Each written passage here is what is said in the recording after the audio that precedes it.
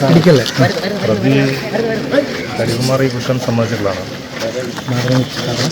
പിന്നെ അതിൻ്റെ ബാക്കി കാര്യങ്ങൾ കൂടുതൽ പരിശോധനകൾക്ക് ശേഷം മാത്രമേ പറയാൻ സാധിക്കുകയുള്ളൂ.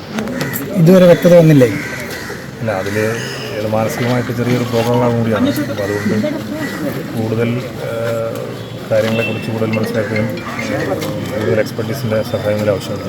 സാർ, ഇത് മാനസികരോധം തുടർന്ന് ഈ കൊലപാതകം നടത്തിയെന്നുള്ള ഫൈൻഡിങ്സിലേക്കാണ് എത്തിയിരിക്കുന്നത്. അങ്ങനെ പറയാൻ പറ്റില്ല. പക്ഷേ ഇയാൾ 5-6 വർഷമായിട്ട് ട്രീറ്റ്മെൻറ്റിലാണ്. ഇത് ഒരാളെ ഉള്ളൂ, ഹരികുമാർ മാത്രമേ ഉള്ളൂ? അങ്ങനെ മുഴുവൻ പറയാറായിട്ടില്ല.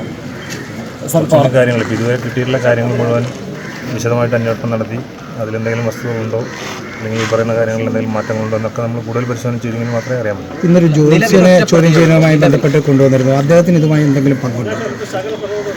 അതിപ്പോൾ ഉണ്ടോന്നോ ഇല്ലയോ എന്ന് ഇപ്പോൾ പറയാൻ ഈ അവസരത്തിൽ പറയാൻ ഓർത്തില്ല. അതിൽ അവർ സ്റ്റേറ്റ്മെൻറ്റ് എടുത്തിട്ടുണ്ട്. ആ പറഞ്ഞ കാര്യങ്ങൾ മുഴുവൻ വെരിഫൈ ചെയ്തതിന് ശേഷം മാത്രമേ പറയാൻ പറ്റൂ. കൊല ചെയ്തത് ഹരികുമാറാണ്. അതിൻ്റെ കാരണം എന്താണെന്ന് വ്യക്തമായിട്ടില്ല. അതാണ്. അതെ, അത് ഞാൻ പറഞ്ഞല്ലോ. ആൾ മാനസികമായിട്ട് സ്റ്റേബിളായിട്ടുള്ള ആളല്ല. ഒരു ബുദ്ധിമുട്ടില്ല. അദ്ദേഹം ഈ കണക്ക് കൂട്ടാനോ അല്ലെങ്കിൽ അക്ഷരങ്ങൾ കൃത്യമായി എഴുതാൻ പോലും അറിയാത്ത ആളെന്നാണ് നാട്ടുകാർ പറയുന്നത്. അപ്പോൾ ഈ വാട്സപ്പ് സന്ദേശങ്ങൾ അയച്ചു എന്ന് പറയുന്നു. അപ്പോൾ അതിലെന്തെങ്കിലും വസ്തുതയുണ്ട്? എന്തെങ്കിലും വാട്സപ്പിൽ സഹോദരങ്ങൾ അത് നമ്മൾ അതിൻ്റെ FSL എക്സാമിനേഷൻ കൂടി റിസൾട്ട് കൂടി വന്നതിന് ശേഷം അതിൻ്റെ വ്യക്തിപരമായ ചില പ്രശ്നങ്ങൾ അങ്ങനെ പറഞ്ഞു കിട്ടുന്നുണ്ടോ? അത് നമുക്ക് മുഴുവൻ ഇപ്പോൾ പറയാൻ പറ്റില്ല. ഒരു അന്ധവിശ്വാസത്തിൻ്റെ എലമെൻ്റ് ഉണ്ടോ സാർ ഇതിനകത്ത്? ഇങ്ങനെ ഇവിടെ സാർ, ചുരുക്കത്തിൽ ഈ പോലീസ് ഒരു ഫൈനൽ ഫൈൻഡിങ്സിൽ എത്താത്തതാണോ അതോ മാധ്യമങ്ങളോട് പറയാത്തതാണോ? അല്ലല്ല, അങ്ങനെ ഒരു കാര്യം പറയണമെന്നുണ്ടെങ്കിൽ നമുക്ക് വ്യക്തമായിട്ടുള്ള തെളിവിൻ്റെ അടിസ്ഥാനത്തിലേ പറയാൻ പറ്റും. തെളിവുകൾ കണ്ടെത്താൻ വേണ്ടിയിട്ടുള്ള ശ്രമമാണ് പറയുന്നത്. നമ്മൾ ചോദിക്കുന്നത് ഏതാണ്ട് 24 hour ഇവരൊക്കെ കയ്യിലുണ്ട്, മീൻസ് അന്വേഷണ ഉദ്യോഗസ്ഥരുടെ കയ്യിലുണ്ട് എന്നിട്ട് സാധാരണ അല്ല, അതിലൊരു ചെറിയ പ്രയാസമുള്ളത് ഇവരുടെ ഒരു സ്റ്റെബിലിറ്റിയുടെ പ്രശ്നമാണ്. കുറച്ച് പറയുന്ന കാര്യങ്ങൾ ഇപ്പോൾ പറയണതല്ല, കുറച്ച് കഴിഞ്ഞാൽ പറയാം. അപ്പോൾ അങ്ങനെയുള്ള ചെറിയ ചെറിയ വ്യത്യാസങ്ങളുണ്ട്. അന്ധവിശ്വാസത്തിൻ്റെ എലമെന്റ് ഇതിനകത്തുണ്ടോ സാർ? ഈ സ്വാമി എന്തെങ്കിലും പറഞ്ഞ് കുഞ്ഞ് ജനിച്ചതിന് ശേഷം അങ്ങനെയുള്ള ഒരു എവിഡൻസ് ഒന്നും ഇതുവരെ വന്നിട്ടില്ല. കേസുമായുള്ള ബന്ധം എന്താണ്? ഈ കേസുമായിട്ടുള്ള ഇപ്പോൾ കസ്റ്റഡിയിലുള്ള വ്യക്തിക്ക് എന്താണ് അയാളെ വിളിക്കാൻ കാരണം അയാളുടെ പേരിൽ 2 ആഴ്ച മുമ്പ് ഒരു പരാതി ഇവിടെ കൊടുത്തിരുന്നു. അതിൻ്റെ അടിസ്ഥാനത്തിൽ അന്വേഷണം നടത്താൻ വേണ്ടി വിളിക്കാം. അതിൽ കുറെ പൈസ ഇവർ വാങ്ങിച്ചു എന്നുള്ളൊരു പരാതി. അല്ലാതെ ഈ കൊലപാതകവുമായി ഒരു അല്ല, അതിൽ അങ്ങനെ ആ പരാതി 2 ആഴ്ച മുമ്പ് വന്നാണ്. ഈ സംഭവം നടക്കുന്നതിന് 2 ആഴ്ച മുമ്പ് വന്നുള്ള പരാതി. 30 ലക്ഷം രൂപ ശരിയാണോ? പരാതിക്ക് അടിസ്ഥാനമായിട്ട് എന്തെങ്കിലും ഈ പൈസ ട്രാൻസാക്ഷൻ നടത്തിയിട്ടുണ്ടോ? അല്ല, അത് ഈ ഫിനാൻഷ്യൽ ട്രാൻസാക്ഷനും ഈ സംഭവമായിട്ട് ബന്ധമുള്ളതായിട്ട് ഇതുവരെയുള്ളതിൽ മനസ്സിലായിട്ടില്ല. 30 ലക്ഷം രൂപ കൊടുത്തിട്ടുണ്ടോ സാർ? 36 ലക്ഷം കൊടുത്തു എന്നാണ് ഇവർ പറയുന്നത്. പക്ഷെ അതൊന്നും അയാളെ ഓൺ ചെയ്യുന്നില്ല. സാർ, ഇപ്പോൾ പ്രതി കസ്റ്റഡിയിലെ പ്രതിയാണ് ഈ പറഞ്ഞ മാനസിക പ്രശ്നമുണ്ടെന്ന് നിങ്ങൾ പറയുന്നത്. ബാക്കിയുള്ള ആളുകളെ നിങ്ങൾ ചോദ്യം ചെയ്ത് മൊഴിയെടുത്തു. ആ മൊഴികളിൽ എന്തെങ്കിലും വൈരുദ്ധ്യമുണ്ടോ? അതിപ്പോൾ മുഴുവൻ അങ്ങനെ ഇപ്പോൾ വെളിപ്പെടുത്താൻ സാധിക്കില്ല. ഈ കുഞ്ഞിൻ്റെ അമ്മ ഇപ്പോഴും നിങ്ങളുടെ ഒരു സർവൈലൻസിലാണോ? അവരിപ്പോൾ നിഷ്കളങ്കയാണെന്നോ അല്ലെങ്കിൽ പ്രതിയാണെന്നോ ഒന്നും പറയാൻ പറ്റില്ല. നമ്മളൊന്നും പറയാൻ പറ്റില്ല ഈ സാഹചര്യത്തിലൊന്നും പറയാം. അല്ല, ഇന്ന് അവരെ ക്വസ്റ്റ്യൻ ചെയ്യാനും മറ്റും വിളിക്കുന്നത് കണ്ടിട്ടാണ്. ഇതിൻ്റെ ഫീൽഡ് എൻക്വയറി ഉണ്ട്. ഇതിൻ്റെ സയന്റിഫിക് ഇൻവെസ്റ്റിഗേഷനായിട്ട് കുറേ കാര്യങ്ങൾ മനസ്സിലാക്കേണ്ട, ഒരുപാട് സാക്ഷികളെ ചോദ്യം ചെയ്യാനുണ്ട്. ഇതെല്ലാം കഴിഞ്ഞതിന് ശേഷം മാത്രമേ നമുക്ക് പറയാൻ പറ്റും. തലമുണ്ടനം ചെയ്തത് അത് എന്തെങ്കിലും ഈ അന്ധവിശ്വാസവുമായി ബന്ധപ്പെട്ട എന്തെങ്കിലുമാണ് ഈ തലമുണ്ടനം ചെയ്തു എന്ന് പറയുന്നത്? സ്ത്രീ മുടി മുറിച്ച്, അമ്മ മുടി മുറിച്ച്, കാരണം എന്താണ്? അത് ഇപ്പോൾ അവരെ ചോദിക്കണം വിശദമായിട്ട്. അതൊന്നും പല കാര്യങ്ങളും ഈ പറയുന്ന കാര്യങ്ങളെല്ലാം മെച്ചം വരുന്നത്. സാർ, ഈ വാടക വീട്ടിൽ താമസിക്കുന്നതാണ്, സ്ഥിരമായി വലിയ വരുമാനമില്ലാത്ത സ്ത്രീയാണ്. അപ്പോൾ ഈ 36 ലക്ഷം രൂപ എന്ന് പറഞ്ഞാൽ അവരുടെ റവന്യൂ.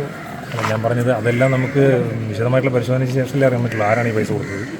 പല ആളുകൾ അവരുടെ വീട്ടിൽ വന്നിട്ട് പൈസയ്ക്ക് വന്നിരുന്നു പറയുന്നുണ്ട്. അപ്പോൾ അതൊക്കെ ആരാണെന്ന് മനസ്സിലാക്കണം. അവർ കൊടുക്കുമ്പോൾ അവരോട് ചോദിക്കണം. അങ്ങനെ പല ക്രോസ് വെരിഫിക്കേഷൻ നടത്തിയെങ്കിൽ മാത്രമേ ഇതിന് രജിസ്റ്റർ മനസ്സിലാവും. എല്ലാവരും വ്യത്യസ്തമായിട്ടുള്ള മൊഴിയാണ് നൽകുന്നത്. ഈ ഇത്രയും നേരം മൊഴിയെടുത്തതിൽ അങ്ങനെയില്ല. ഈ സംഭവം പിന്നെ ഹരികുമാർ ചെയ്തു എന്നുള്ളതിനെ സംബന്ധിച്ച് ഏതാണ്ടൊരു വ്യക്തമായിട്ടുള്ള മൊഴി തന്നെയാണ് അയാൾ പറഞ്ഞത്. പക്ഷേ എന്തിനു ചെയ്തു എന്ന കാര്യത്തിലാണ് ഞാൻ പറഞ്ഞല്ലോ. ഇന്നലെ പോലീസ് പറഞ്ഞത് വ്യക്തി താല്പര്യമുണ്ടോ എന്ന് പറഞ്ഞു ഹരികുമാറിന്. അതിൻ്റെ അടിസ്ഥാനത്തിലാണ് ഈ പുറകിലേക്ക് നയിച്ചതെന്ന് പറഞ്ഞത്. എനിക്കറിയില്ല അങ്ങനെ പറഞ്ഞത്.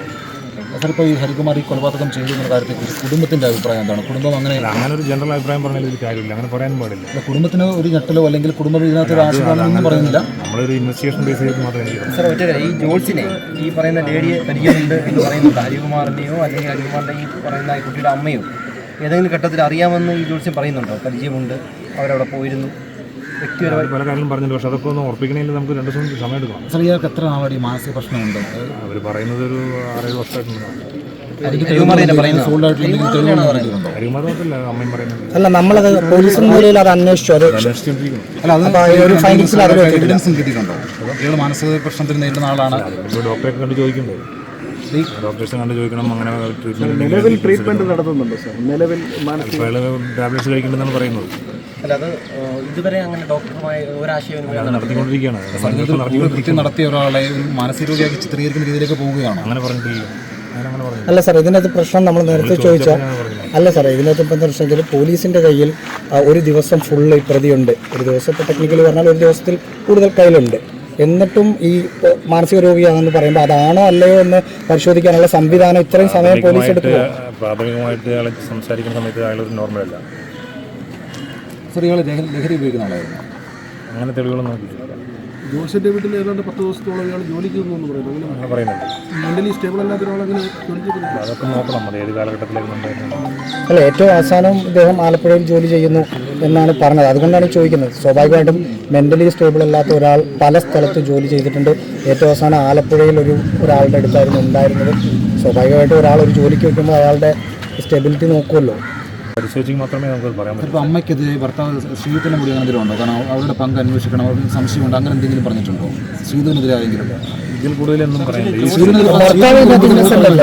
അങ്ങനെ അതിലേക്ക് ഭർത്താവിനെതിരെ അങ്ങനെ ഒരു എവിഡൻസ് നമുക്ക്